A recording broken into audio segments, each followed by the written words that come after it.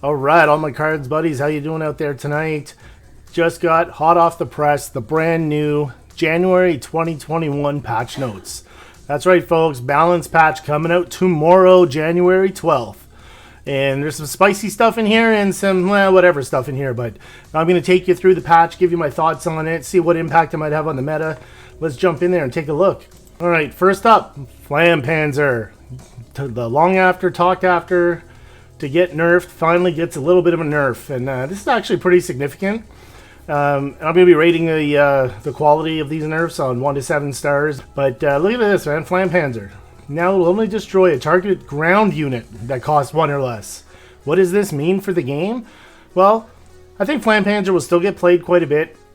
I don't think this will impact too much of the meta in terms of Flampanzer still being sort of a snap pick in most constructed decks, and in most draft decks as well, whether Germany as a main nation or an ally. It's still one of the easiest ways to deal with those smoke screen elites, those 0-4s that we see, the 1-drops that get put out. There's still quite a lot of 1-drop ground units in the game to deal with. But what the effect of this is that air aggro, Brit air aggro now, those swordfish, those gladiators, they're going to be fierce. They're going to be tough to deal with now. This was one of the main answers if you were running Germany was, holy, I need my Flampanzer to get rid of that buffed up Swordfish. Swordfish could be a 3-5 attacking on turn 3, and now there's no turn 3 answer.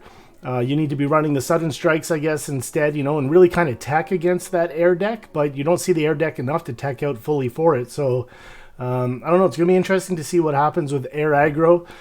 In terms of this nerf here, I just rank it at 2 because I think it doesn't really do much for what the hope was with this. I don't know why they're trying to make air super strong. I just don't see the point of this nerf particularly. I think that if they're going to make this tank have the limited ability on deployment now, they probably could have made it a 1 operation cost, and that would be online with the new breakthrough tank. That's a 3-4 1 operation with the pincer ability. And so I think 2 out of 7 stars is all I give this one. I don't know. I love air aggro, so I'm happy from that perspective because that's how I have field marshal every month. But I think taking away the ability to hit an air unit with that. So there's the change of the Flampanzer. All right, the 17th Rifle Regiment.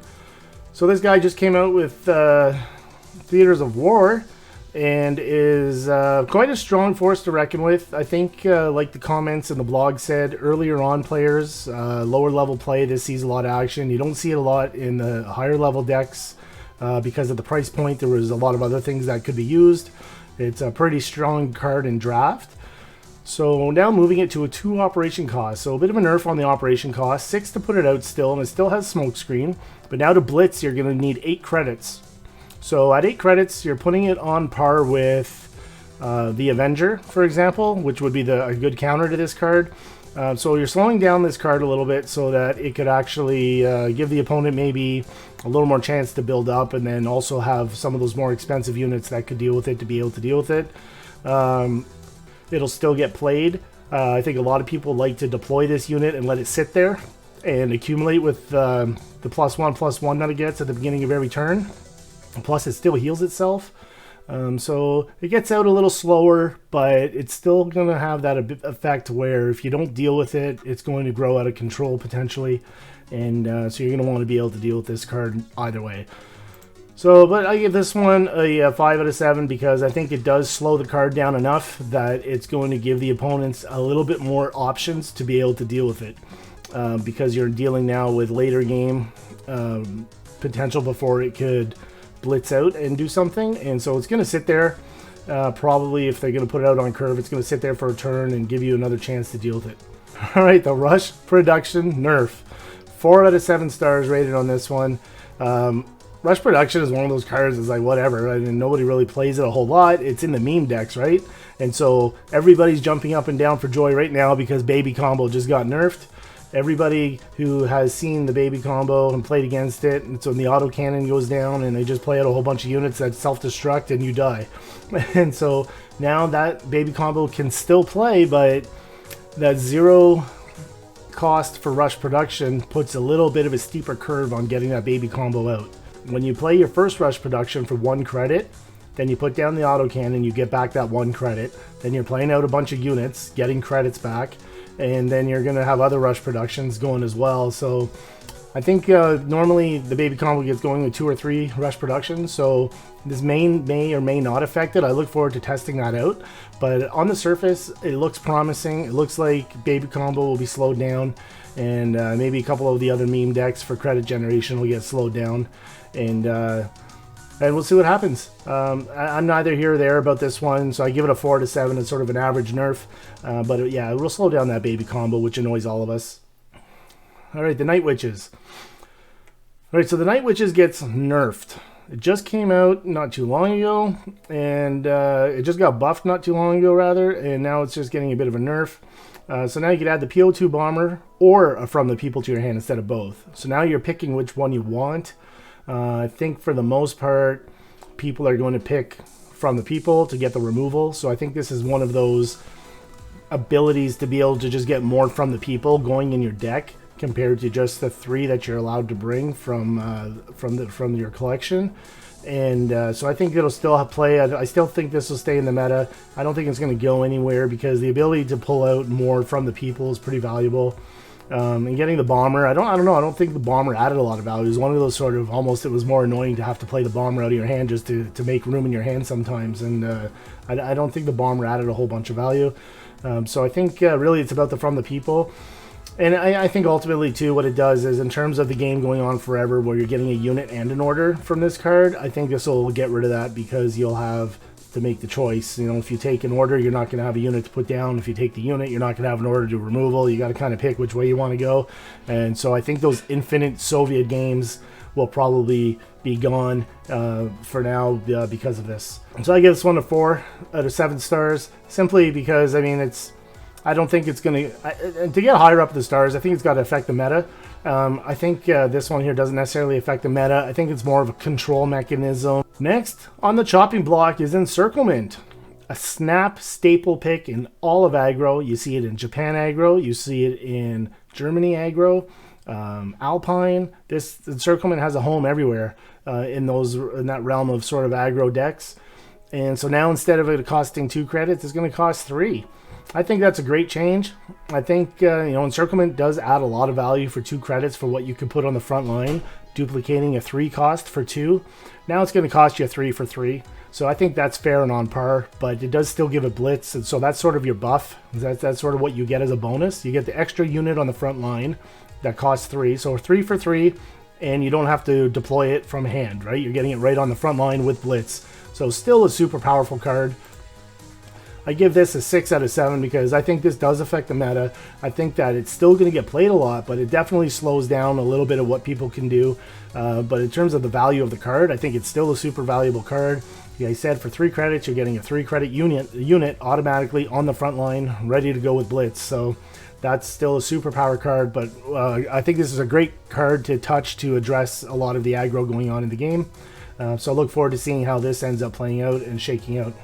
Bolster the Ranks, the notorious Bolster the Ranks, the late card that just came from Breakthrough, already on the chopping block, not even a month after its release. Talking about a bad first month birthday, getting nerfed right away. Unfortunately, this nerf doesn't really do anything, in my opinion.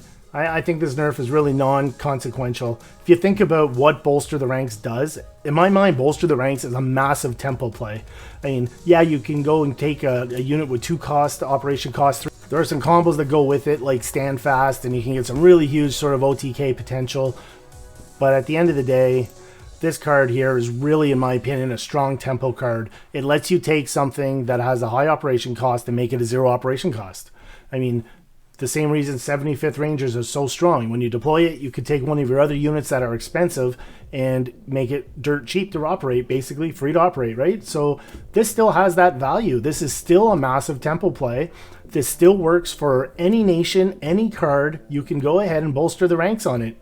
I think if they wanted to hit the nail on the head with this nerf, they should have done maybe what they did with Yura when that came out and said, hey, you know what? This should only apply to US troops, not to all troops. But at the same time, the US is notorious for their alliance assistance. You know, they have the alliance, unity, and supply shipment. You know, they got all these sort of super good buff cards that work on everything. So it's kind of on theme for USA, but I don't think this nerf is going to give them the answer that people want. I think bolster's still going to be overpowered in a sense, and it's still going to provide that massive tempo play where you get a big unit with a 0 operation cost on the board. It just maybe takes 1 credit longer with the extra cost, but realistically, the most expensive units are the ones with the higher operation cost, and they have a higher operation cost because they are the most valuable units. They're higher to operate because the impact on the game is higher. So you still have the ability to get those high impact units for free. Not much is changing there, and the reality is those units are usually in the 5, 6, 7 credit cost range, and you're not playing a bolster and that unit in the same turn anyway. So now you're going to go on one turn and play out your unit. Next turn, get the bolster down on it, or you top deck a bolster and you're putting it on it, right? And now it just costs you 4 instead of 3 when you're on turn 8, 9, 10. That doesn't matter. You're getting so much value out of it. So this nerf, I give it a 4. I mean, it was a good try, but I don't think it really hit the nail on the head for what needs to happen with bolster. I think we're going to see more changes to this card. Maybe not in the next patch, but maybe in 2 patches, 3 patches. We'll probably see more changes on this card, I think. Next on the block is Seaborn Invasion. Cost from 8 credits to 9 credits. So this is interesting to me because the card, in my mind, typically plays as a defensive card. Normally, I think probably 9 out of 10 times when people play Seaborn, they're playing it so that they can move the opponent off the front line and take over the board, take over that front line. And so you're getting 2 3 cost units, so those cost 3, plus their operation cost to move them. If you were to play them out for 3 and then move them up with the 1 cost, say, or maybe 2 operation cost, you're getting about 8 credit value for 8 with the original cost of Seaborn. You're getting 8k for 8 basically to get those units on the front line, right? And if you happen to get one of the units that has blitz, you could blitz it out. So and in addition to that, you're also retreating the enemy, so that also has value, right? So you're still getting, I think for an elite card where you only have 1 in your deck like this, I thought at 8 credits it was a pretty good value card. I think where the wheels fell off for this card are the lottery, the RNG behind it on what units are you going to get. You don't even know what you're going to get for those 8 credits, right? You know it's a 3 cost, so you're guaranteed that much, but if you draw the 5-5 or the 2-2, those are very big differences, right? Quite a wide range. And now with Breakthrough, we got the 6-6 that can come out. I mean, let's take a look here. I give this a 2-star ranking because I just don't think this nerf does a whole lot to the card. I don't know why to even bother. I mean, it slows it down a little bit. There are times when you're just counting down. I got to get to turn 8 to play my Seaborn. Now you got to wait till turn 9. Same thing that happened with the Avenger, the US Bomber. You know, when you had it on turn 7, then all of a sudden you have to wait till turn 8. You get used to it, and it doesn't really impact the play of the card because it is an elite. It's a late game card. You're going to play it anyway. I think this card's going to stay in the decks. It's often in ramp and stuff like you're going to see it in there anyway. And looking at the lottery here, what you can draw with Breakthrough, adding in the 4th Marines. I mean, I think maybe what would have been reasonable is, you know, let's just say you get 2 4/4s from Seaborn all the time and you take away the RNG of it, right? That would be something that could be useful. And also what happened by moving it to 9 credits is if you get the 4th Marine, you can no longer blitz with it. So unless you've already ramped and you're beyond the 12 credits, the maximum, you can't blitz with 4th Marines anymore. You can still blitz with 1st Marines, obviously. And obviously we all know if you get the milk truck, the 332nd Engineer Regiment, that's just, you're just feeling shame and shaking your head like, you know, the bad luck with the RNG, right? You paid all those credits and you got a 2-2. I mean, when you draw the 2-2, I don't think that's any different than the airdrop, the brand new Breakthrough card that retreats a unit and gives you the 2 1-1s with Fury. You know, that's really not much of a different impact to the board than getting this 2-2. And that airdrop is a hell of a lot cheaper than Seaborn Invasion. Obviously Seaborn deals with more units. You can retreat the whole front line. I'm just using that as a bit of a metaphor. You know, I think at a minimum for Seaborn to give value, you got to be guaranteed at least the 11th Infantry, at least the 3-3. I don't think the 2-2 should be involved anymore. I'd be happy if they took out the 6-6 and took out the 2-2. Take out the 2 outliers, and then you just got that bulk in the middle that gives you good value. Counteroffensive. Not going to lie, I don't know a lot about this card. I've read about it, I've seen it, but never used it. I've seen it in draft, and I think in draft it can sometimes add pretty good value. I mean, you can get some pretty good buffs off it, even with the +1/+1.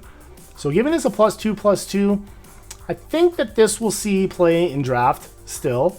maybe even a bit more, because that's quite a big buff. Even if there's only one injured unit on the board or one damaged unit on the battlefield, and it can be yours or your opponent's, every damaged unit gives the buff. So 1 or 2, and you're looking at a +2, +4, that could be pretty huge. So this is a really interesting buff. I'm looking forward to playing with this card now and trying it out. I think that's really cool. And I think we'll start maybe to see this in some constructed decks now. I think there's going to be some decks built around using this. I could see this in a Soviet aggro deck now, and I'm looking forward to trying that out.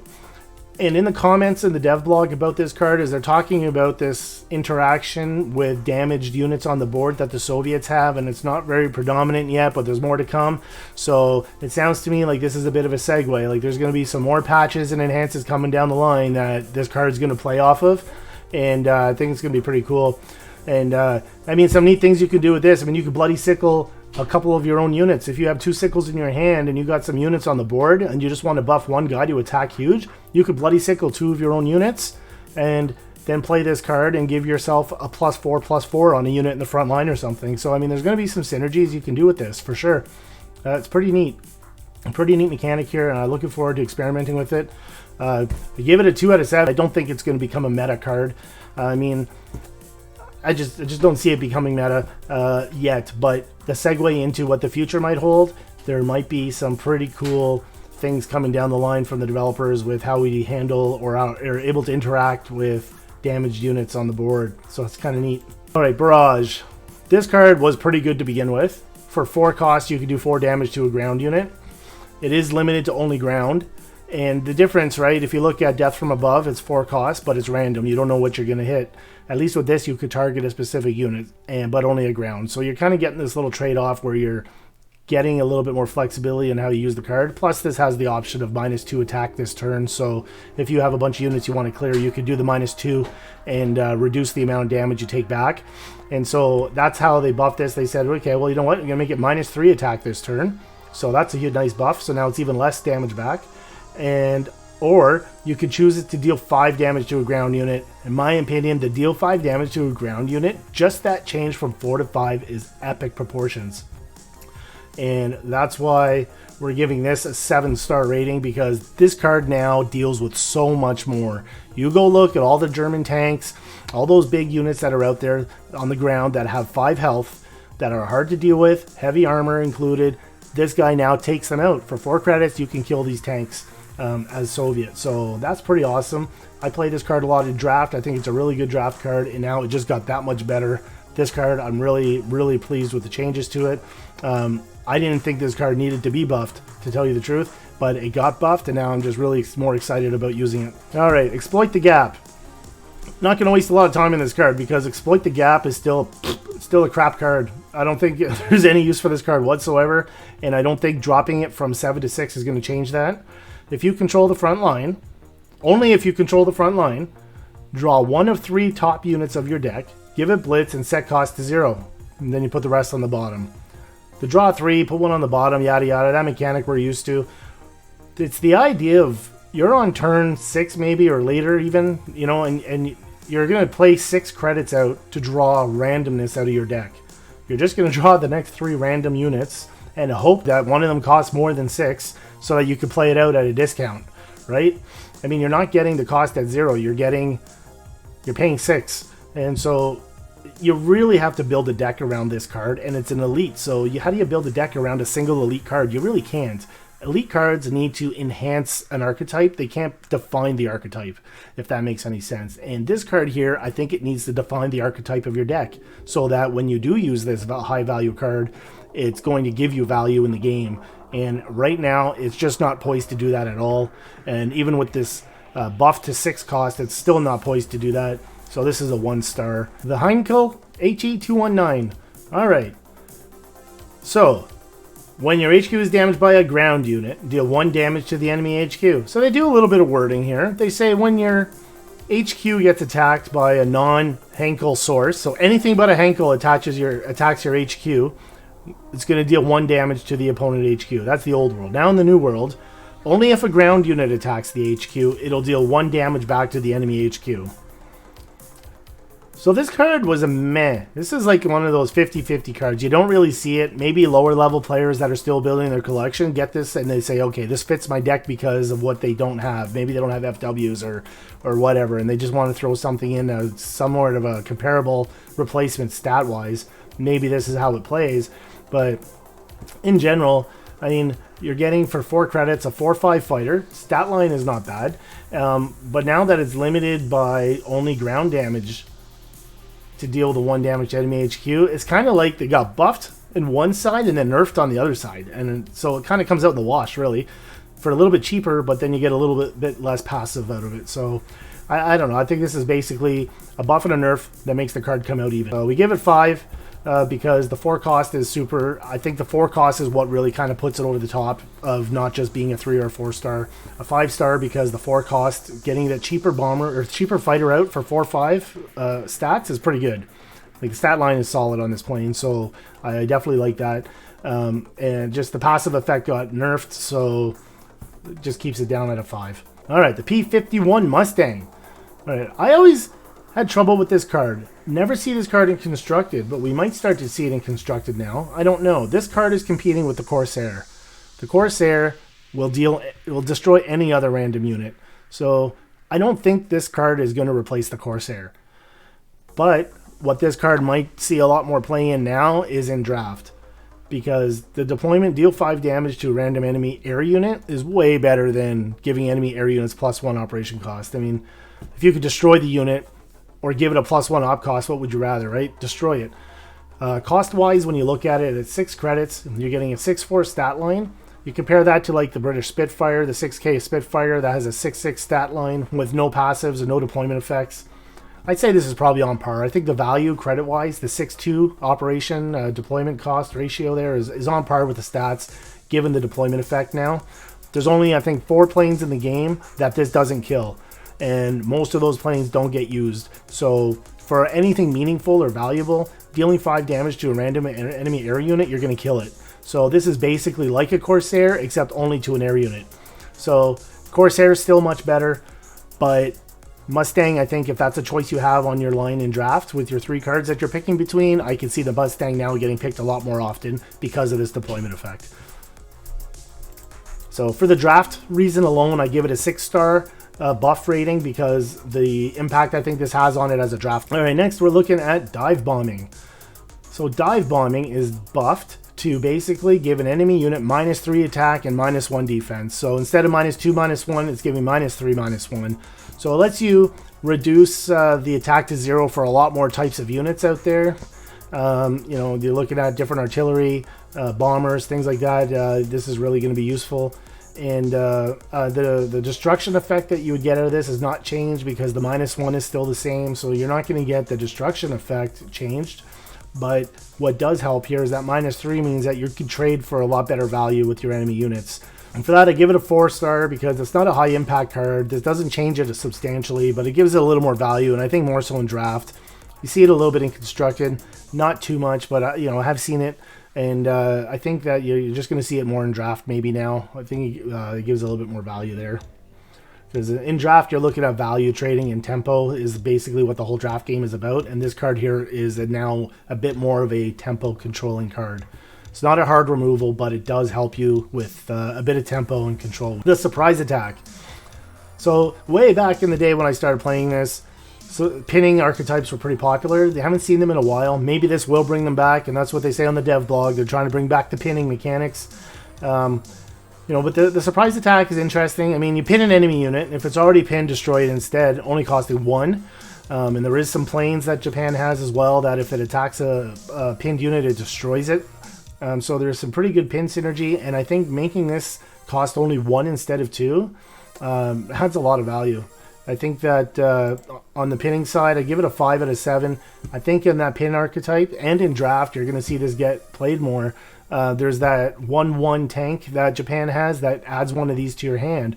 So in draft now, if you get a couple of these in your hand plus that tank, you have the opportunity basically for 2 credits you could destroy a unit. As long as the unit can be pinned, you could destroy it for 2 credits. That is huge. And using the tank to add this card to your hand instead of you actually adding it to your deck and taking a card slot is huge value, because you get the 1/1 is not a huge tank, but you get that in the game, and the surprise attack in your hand. So I can see myself now in draft, if I get a stack of 3 or 4 of those tanks, I might actually take them, because those could be pretty solid 1-drops now, where they're giving you the ability to remove a large unit on the board. Call to the Colonies. So the old Call to the Colonies, the French card, choose one, your HQ gets +8, or draw 2 cards. So the effects and options are not different, but it's changed from a 5 cost to a 4 cost. Normally, cards that give you a choice are more expensive because of the flexibility they offer in the game. They're giving you an opportunity to use the card in 2 different ways depending on your game scenario. So the 5 cost to heal 8, that's fair. But the 5 cost to draw 2 cards, that's a pretty expensive card draw. When you look at something like Mobilization, that gives you 3 cards for 5, right?